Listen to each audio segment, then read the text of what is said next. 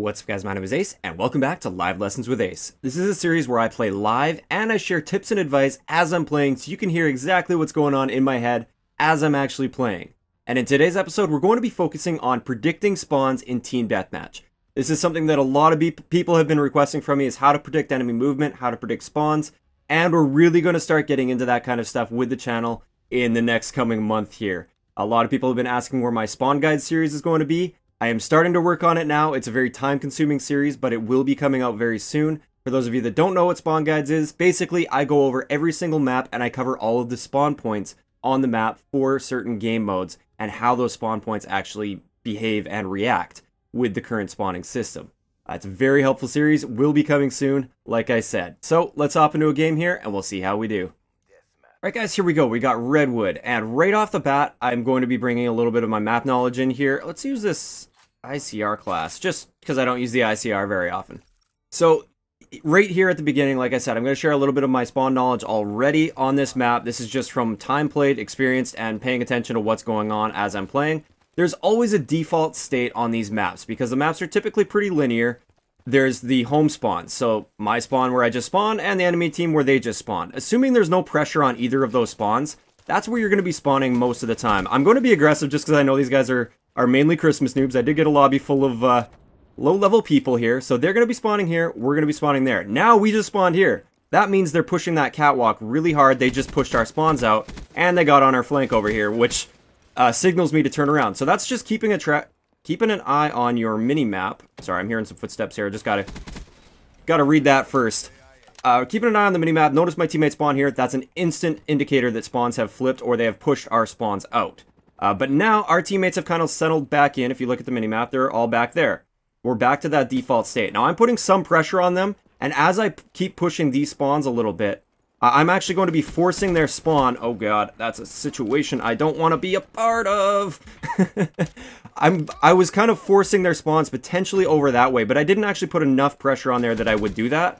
So it wasn't really that big of a deal. It was just something that was in my head. If I had pushed, I would have pushed them to these catwalk spawns. So there's a default state, there's that spawn, this spawn, and then there's the catwalk spawns. For this map, these are basically the emergency sort of spawns. These are the spawns that you get flipped to when both of the home spawns are blocked. Otherwise, like, those are really the 3 spawn locations you have to worry about on this map. You don't need to know the exact spawn points in order to succeed and predict spawns effectively. I tried to back through that door. Oh, glad you were sniping. You just need to know the general spawn areas and how they behave. There's basically 3 spawn areas you have to worry about. Now, every now and then you'll get a spawn over on this side of the map or something like that, but they're not ones you typically have to worry about that much. And you'll notice with my spawn prediction, I am also looking at the mini-map constantly. I'm trying to find pockets of areas where I have no team support, I have no teammates. So right back here, that's where they're spawning. I did have a teammate pushing that side a little bit, which might have put some pressure on, which it did actually, and you'll notice we just started spawning over there if you look at the mini-map. Therefore, spawns have flipped, they have got on our flank, and look, there's a guy. So they're all over this area now. I still have a teammate back here, so they're probably getting a catwalk spawn pushed up towards me here, and they're going to be coming around this corner and through the bunker as well. So my teammate, I'm hoping he has his right side covered. I think he's AFK actually. So I'm actually just going to try and rotate around here. I don't want to take on enemies from 2 different directions, so I'm going to back off and try to make sure I keep my enemies in front of me and actually get on their flank a little bit here. Just got to find out where this guy went. Alright, now we just spawned here, meaning they're still spawning on the catwalk here, because my teammates are still over there. Now, I can't quite see how far up my teammates are pushed towards their side of the map, but it's likely this is going to settle down, and they're going to start spawning back towards that home spawn over there, as my teammates start pushing closer to me on the mini-map, which now, they have now pushed close enough to me on the mini-map that I'm comfortable, or I'm pretty confident that they were spawning here. But now we spawn there, so I'm just constantly looking for pockets of enemies. They're probably spawning back here. We do have a guy on our flank here, though. This has nothing to do with spawns. We've got guys on our flank. They just flipped our spawn out by pushing on that flank, though. You'll notice my teammates are not getting that secondary catwalk spawn, meaning I've got enemies over there, and I've got enemies over here. So I'm kind of sandwiched between some enemies, potentially, here. A little worried about my back before I push through this, because I know there are guys behind me. There are definitely at least one guy behind me. Oh my god, I thought because I had an ICR I could challenge that. Did I overlap any streaks? I probably did. Whatever. Let's call this baby in. Oh, not this baby. I don't know if I want to influence spawns too much with the Hardened Sentry. I'll complicate things a little bit much. Whatever, we'll pop that there. It's highly unlikely to be able to get onto our flank and flip our spawns now. And we're going to basically have that spawn set for us for the rest of the game. Not today. Alright, so a good time to call Hellstorm missiles in. This is just like a secondary tip.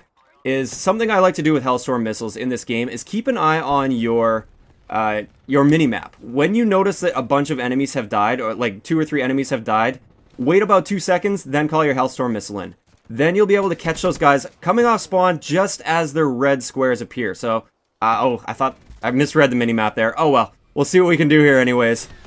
It's kind of tough on Redwood because of those trees, but just one little tip anyways. Even if I couldn't quite display it properly here, you'll notice if you wait for teammates or enemies to die, and then just wait a few seconds to let them respawn, and then wait till those red red squares disappear, then call your Hellstorm in, and you'll get them grouped together. Now, they're still kind of spawning around here, but with my teammate pushing that way, they're now spawning over on this area here, which is where that guy just came from. He rotated back because he saw us on the minimap.